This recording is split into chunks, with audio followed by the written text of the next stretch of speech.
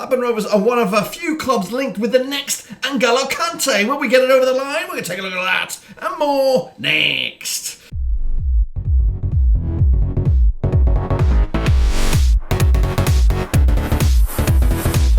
That's right, folks. Batman's game, another transfer rumour coming at you as Blackburn Rovers look for the next N'Golo Kanté, of course. Maybe even providing a bit of competition for Luis Bloody Travis. We'll take a little look at it, all of it, in just a second. Of course, if you're new, where you been, smash your subscribe button. Your one-stop shop for Rovers, transfers, world football. We got it all here, boys, under one rooski. But who am I talking about? I'll tell you all about him in just a second. A big shout out to my VIPs. They are the patrons. But anyway, let's get the deep end and have a little look at this guy, of course. I am talking about... Who am I talking about? I am talking about Mandela Keita. That's right, coming at you. Now, this is a rumour that has been it's been on the down low, and I'll get to where I'm going with all this in a second.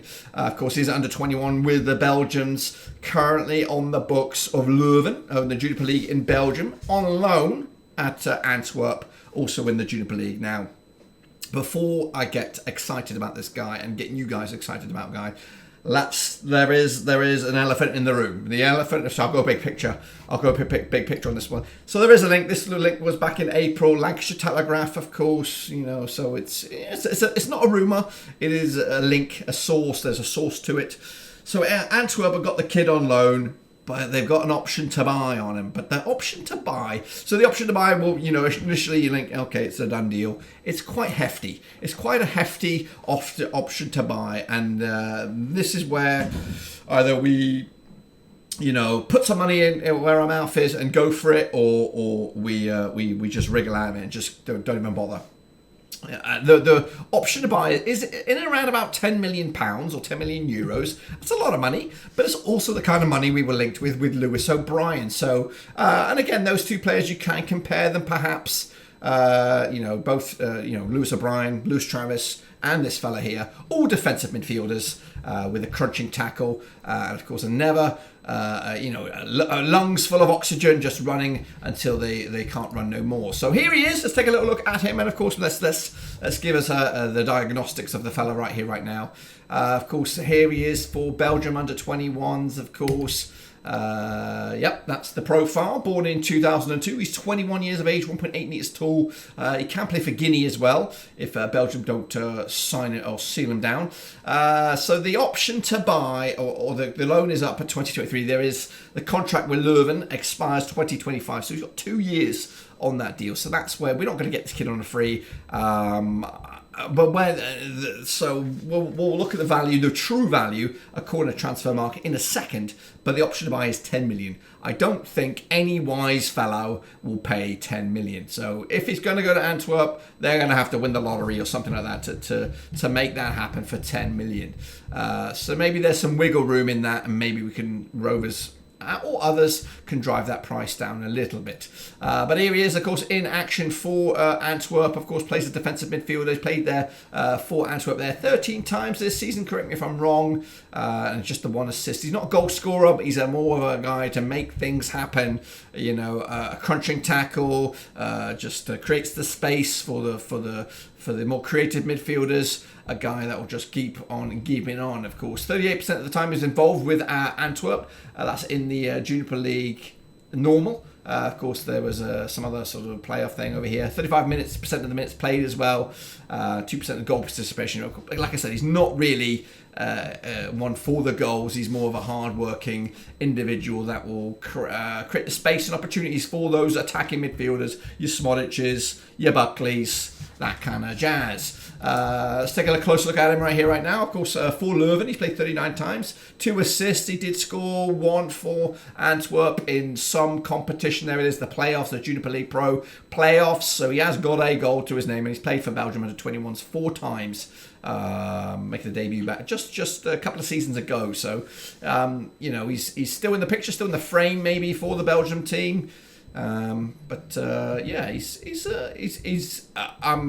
am excited about this, but again, the rumour is going back till mid-April, so it's kind of gone quiet. But he could be one of those players that Greg Broad said we've had conversations about players, the senior players, and he would still fit the mold of a young a younger sort of a player, and I think I'm about to compare him to Travis here for a second. So the value, according to Transfermarkt, is around about 3.5 million, not 10, not 7. So if we could get it closer to that mark, 3.54 million, with a little help from a sale of Kaminsky or a Gallagher, or I'm not. There's no. I'm just throwing my personal opinion. A Gallagher or a Tyree Stone, perhaps if we're going to sell some more some players to fund a move such as this, then that would make some sense. So let's take a closer look at the kid right here, right now. He's ranked 2,424th in the world of players. That's no matter where he ranks or whatever position he plays. He's actually ranked 67th within the Juniper Pro League. That ain't too shabby. And of course ranked 11th within the team of Antwerp. He's also ranked 62nd among the Belgian players. 210th best defensive midfielder out there, and ranked 144th among players born in 2002. A bit more. Here he is. The crunch of the matter here. Taking a quick comparison to a player just like him, but not as fancy as him. You know what I mean? Lewis Travis, no nonsense, shithouse merchant, El Capitano for Blackburn Rovers, whose contract does not expire till 2026. We've got him for another 3 seasons. But of course, if he was to pick up an injury, we're looking at Jake Garrett coming in to fill that void. When you look at Mandela Keita, despite, he is 4 years younger, but he's pretty much the same height, right-footed, no nonsense, defensive midfielder. And again, the beauty of Travis, he can opt on the right-hand side and right back if we need to go there. Travis currently valued around about £5 million or euros or whatever you want to call it, whereas Keita is currently valued at around about 3.5. Again, his contract expires with Antwerp this summer. Of course, it was only a loan to the end of the season, and his contract with Leuven expires at 2025. So we're going to have to do some selling to get this happen. That is cold concrete coming at you from Greg Broughton. We're going to have to sell before we can buy, and this guy would require some money. We can't just rub a few coins together. We're going to have to generate some millions of pounds for this deal to come through. But of the names that I've been given to you since, of course, the start of the transfer rumour videos, this one gets me excited the most. He might not be a goal scorer, and he might not be the player that we actually need, but the potential of this guy. There is a lot of noise surrounding Mandela Keita. Leeds linked with him, other Premier League clubs linked with him. If we can pull it off, pull off moves such as this, then we are going to give ourselves great pedigree, great options, and not just rely on tried and trusted players that we've had in the past that have kind of fell short in the end. You know what I mean? Let's go back to big picture on this one. Even though we come out of this season finishing it in 7th, the root of the problems are still there. Confidence, belief, getting over the line, getting to the finish line, or just maintaining a great end of the campaign. We fell short under Thomason. We fell short many seasons under Mowbray. And of course, maybe, we've changed the staff a little bit. We've changed the manager from a Tony Mowbray who went on to the playoffs with Sunderland. Of course, didn't work out in the end. So we've changed the manager. We've got a new, fresh manager who seems to be positive, upbeat,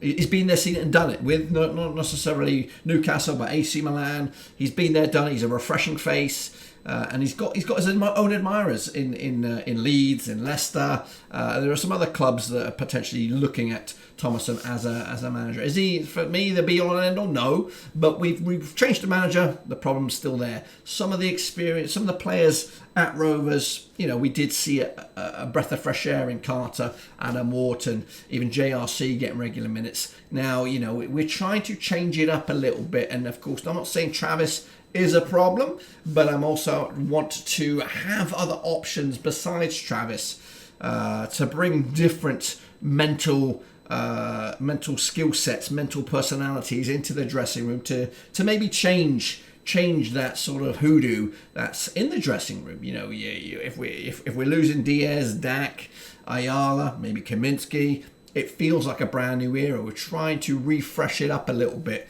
and maybe kind of brighten up the dressing room with different personalities and getting someone else in from a foreign point of view, a European point of view, or what have you, just to kind of bring something else to the party. This kid could be it. And again, he's got suitors at a higher level. Can he be the answer? Will he be the answer? We'll have to wait and see. I think I've only got one more image here, and that is, of course, the values of these two. And there are, don't get me wrong, I think Keita will blow Travis out of the water eventually. Give him another 2 years, he's going to be a 10, 15 million pound player, if not more than that. So if we are going to buy, and again, we're looking at the Brentford model as the ticket. You buy to sell. You buy to sell. You buy this. You're going to invest some money on this kid. 3.5, 4 million pounds. You're going to get your money back. You're going to get 8, 12, 16 million pounds, maybe even more than that. Look at the David Raya situation. We kind of got hoodwinked a little bit for 3 million, and now look, they're going to make 30 or 40 million on the guy. So let's take a punt on some of these. I know you took a punt on Diaz, and guess what? That felt like shit in the end, where he walks away for absolutely nothing. Hopefully, we've got the right people in charge now, in the right spots, doing the right things to make sure we don't have a scenario just like that. But I think if we are going to pull up some money on some investments, I think this kid could be a gem in the making. But that's my take on it. Let me know your thoughts and opinions down below, Twitch, Facebook, and all that kind of jazz. But until then, I'll see you soon. Hopefully for tomorrow, another transfer rumour. But we'll see what happens over the weekend.